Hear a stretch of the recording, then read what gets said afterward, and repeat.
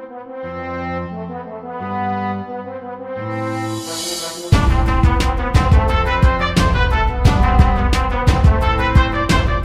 पिछले एपिसोड में हमने देखा मिकासा अपनी काबिलियत के साथ सभी सिटीजन्स को बचा लेती है और उस अमीर आदमी को डराकर सभी सिटीजन्स को गेट के अंदर भेज देती है, जिसके बाद वो अपने पास्ट में हुए एक इंसिडेंट को याद करने लगती है और उस फ्लैशबैक से बाहर निकलकर वो वैनगार्ड सेक्शन की ओर बढ़ती है।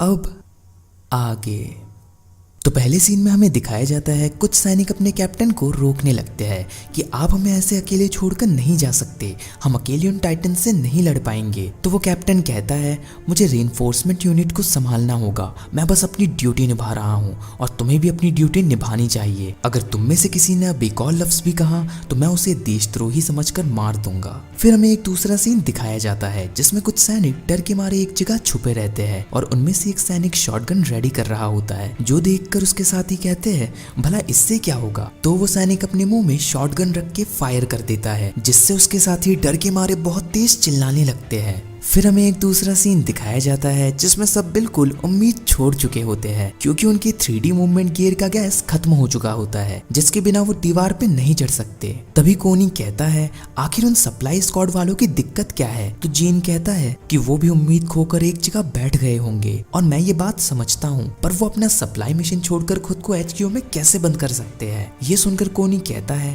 तो फिर यहाँ बैठकर भी कुछ हासिल नहीं होने वाला, हमें रिस्क लेके उन टाइटन से लड़ना ही होगा। तो जीन कहता है क्या बस इतने लोगों से ये हो पाएगा, वैसे भी फ्रंट लाइन में लड़ रहे सीनियर्स तक नहीं बच पाए तो हम तो वैसे भी नौसिखिए हैं, उससे भी बड़ी बात हम लोगों को वहां तक लीड कौन करेगा। वैसे भी अब वो सप्लाई रूम 3-4 मीटर वाले टाइटन से भर गया होगा, अब वहां जाना नामुमकिन है। फिर वो अपने आप से कहने लगता है पूरी जिंदगी बेकार गई, काश मैं उसे अपने दिल की बात बता देता। फिर हम सशा को देखते हैं, वो सबको मोटिवेट करने में लगी होती है कि अगर हम साथ मिलकर कोशिश करें तो बच सकते हैं, चाहो तो मैं तुम सबके आगे रहूंगी। पर उसकी बातों से किसी को भी कोई फर्क नहीं पड़ता। फिर मार्को कहता है चाहे हम कुछ भी कर ले हम नहीं बच पाएंगे, ऐसा नहीं है कि मैं मरने से डर रहा हूँ, पर क्या मेरी मौत की कोई अहमियत होगी।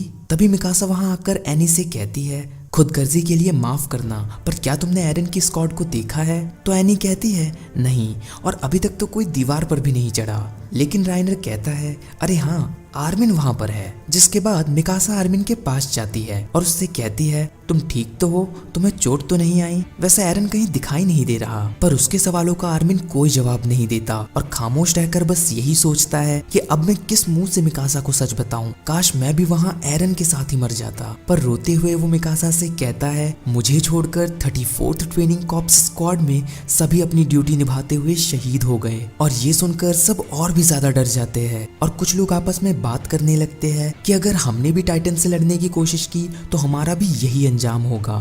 फिर आर्मिन कहता है मिकासा मुझे माफ कर दो, एरन मुझे बचाते हुए मरा। फिर मिकासा आर्मिन से कहती है ये वक्त रोने का नहीं है और वो उठकर मार्को से पूछती है अगर हम HQ के आसपास वाले टाइटन्स को मार डाले तो अपने गैस टैंक्स फिर से भर के दीवार पर चढ़ सकेंगे, है ना। तो मार्को कहता है हाँ बिल्कुल, और माना कि तुम ताकतवर हो पर फिर भी तुम उन सभी को नहीं मार सकती। तो मिकासा कहती है मैं ये कर सकती हूँ क्योंकि मैं तुम सबसे ज्यादा ताकतवर हूँ, बहुत बहुत ज्यादा ताकतवर। तुम सब बस यहाँ कायरों की तरह बैठकर देखो कि ये कैसे करते हैं। और ये सुनकर उनमें से कुछ लोग उससे बहस करने लगते हैं कि तुम उन्हें अकेले नहीं मार पाओगी। तो मिकासा कहती है कि अगर हारी तो मारी जाऊंगी, पर अगर जीती तो जीऊंगी, बिना लड़े जीतना मुमकिन नहीं। और ऐसा कहकर वो वहां से चली जाती है। फिर जीन कहता है उसकी बातों में बेइज्जती ज्यादा थी, ये सब तुम्हारी वजह से हो रहा है एरन। फिर जीन सबसे कहता है मैंने अपने साथियों को अकेला छोड़ना नहीं सीखा, और ऐसा कहकर वो भी मिकासा के पीछे चला जाता है। और फिर एक एक करके सभी आगे बढ़ने लगते हैं, जिसके बाद हम मिकासा को देखते हैं जो काफी तेजी से रास्ते में आने वाले हर टाइटन को मार देती है। और कोनी अपने मन में कहता है आखिर वो इतनी तेज कैसे है। पर आर्मिन समझ जाता है कि वो बाकियों के मुकाबले ज्यादा गैस इस्तेमाल कर रही है, लेकिन ऐसे में गैस जल्दी खत्म हो जाएगी। साथ ही साथ आर्मिन कहता है कि आज वो हमेशा की तरह नहीं लड़ रही, वो अपने इमोशंस लड़ते हुए निकाल रही है। तभी उसकी गैस खत्म हो जाती है और वो एक घर के छत से जा टकराती है, जिसके बाद आर्मिन उसके पीछे जाने लगता है। फिर कोनी जीन से कहता है अब तुम्हें ही लीड लेनी होगी जीन, मैं आर्मिन के पीछे जा रहा हूँ। पर इस बात से जीन का मूड और भी खराब हो जाता है। फिर हम मिकासा को देखते हैं और वो अपने मन में कह रही होती है सब खत्म हो गया, मैंने फिर से अपना परिवार खो दिया, क्या मुझे इस दर्द के साथ फिर से शुरू शुरू से शुरुआत करनी चाहिए, पर तभी वहाँ एक टाइटन आने लगता है। फिर हमें एक दूसरा सीन दिखाया जाता है जिसमें एक सैनिक का गैस खत्म हो जाता है और उसे एक टाइटन पकड़ लेता है। ये देखकर उसका साथी उसे बचाने जाता है, पर बदकिस्मती से वो भी एक टाइटन के हत्थे चढ़ जाता है। ऐसे ही वो टाइटन उन सैनिक को खाने लगते हैं और सब खड़े बस देखते रहते हैं। जीन अपने मन में कहता है शायद जबरदस्ती ही सही, पर मैं उन्हें बचा सकता था, लेकिन मैं क्यों नहीं कर पाया? क्या मुझे इतनी बड़ी जिम्मेदारी संभालने का हक है भी? जिसके बाद फिर से हम मिकासा को देखते हैं और देखने से लगता है कि वो अब जीने की उम्मीद खो चुकी है। वो अपने हथियार नीचे करके आंखें बंद कर लेती है और मरने का इंतजार करने लगती है। पर जैसे ही टाइटन उसे पकड़ने की कोशिश करता है, मिकासा उससे बचने लगती है और उसे समझ नहीं आता कि आखिर वो बच क्यों रही है। वो तो हार मान चुकी है। तभी दूसरी ओर से एक और टाइटन आने लगता है, पर तभी मिकासा के दिमाग में एरन की बात आती है जिसमें वो उससे लड़ने को कहता है। जिसके बाद मिकासा अपने मन में कहती है एरन मुझे माफ कर दो, अब मैं कभी भी हार नहीं मानूंगी, क्योंकि अगर मैं मर गई तो मेरे साथ तुम्हारी सारी यादें भी मर जाएंगी। फिर मिकासा अपने ब्लेड्स रेडी करके टाइटन से लड़ने के लिए तैयार हो जाती है, लेकिन तभी वहां आया वो दूसरा टाइटन उस पहले वाले टाइटन को मार देता है। और ये देखकर मिकासा भी कुछ समझ नहीं पाती और वो अपने मन में कहती है आखिर एक टाइटन दूसरे टाइटन को कैसे मार सकता है। तभी आर्मिन की नजर मिकासा पे पड़ती है और वो उसे लेकर एक घर की छत पर चला जाता है। तभी कोनी भी वहां आ जाता है और वो उनसे कहता है अगर तुम दोनों ठीक हो तो चलो चलते हैं यहाँ से। पर तभी वही टाइटन एक और टाइटन के आमने सामने आ जाता है। फिर दोनों ही टाइटन चीखने लगते हैं और वो Titan hand to hand combat का पोज ले लेता है। और ये देखकर आर्मिन, मिकासा और कोनी भी थोड़ा चौंक जाते हैं। फिर वो टाइटन उस दूसरे टाइटन की खोपड़ी उड़ा देता है, साथ ही साथ उसके गर्दन को अपने पैरों से कुचल देता है। और ये देखकर आर्मिन कहता है क्या उसने जानबूझकर उसके वीक स्पॉट पर मारा? तो कोनी कहता है चलो यहाँ से चलते हैं, इससे पहले कि वो यहाँ आ जाए। फिर आर्मिन कहता है अगर ऐसा करना होता तो वो कब का कर चुका होता, वो हमें इग्नोर कर रहा है, लेकिन क्यों?